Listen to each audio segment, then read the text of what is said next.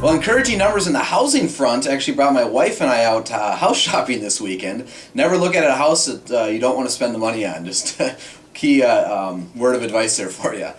January, the month of January, brought a 0.4% improvement in existing home sales, even as the inventory of properties for sale hit a 93-month low. The National Association of Realtors reported a 25% year-over-year decline in existing home inventory, which hasn't been seen since December of 1999. The median sales price was $173,600 last month, up almost 13% from a year ago. Turning to new construction, housing starts dropped 8.5% in the month of January after an almost 16% gain in December, but new home permits increased just shy of 2%. The Consumer Price Index was flat for the second straight month in January, with annualized inflation at just 1.6%.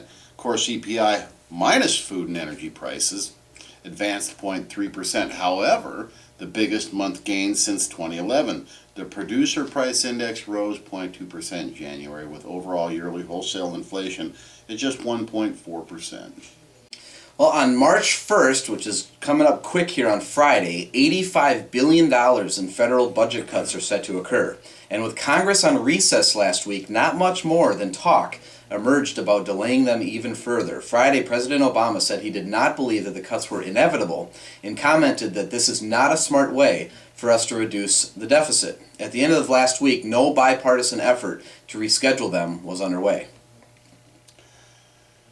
Pronounced volatility returned to Wall Street last week due to earnings surprises and the January Federal Reserve policy meetings minutes, which raised concerns over the longevity of QE3. How did the key indices do last week? The numbers: Dow up slightly, 0.13% to 14,000. The S&P, however, took a little hit, just slightly under 0.3% to 1560, and the Nasdaq down about 1% to 3162. Looking ahead at this week, not much going on today, but tomorrow is a busy day. January new home sales figures, a new Conference Board consumer confidence poll, and the latest Case-Shiller home price index appear, and Fed Chairman Ben Bernanke also begins 2 days of testimony in Congress. Reports on January's pending home sales and durable goods orders are out for Wednesday. Then Thursday offers the second estimate of fourth quarter GDP.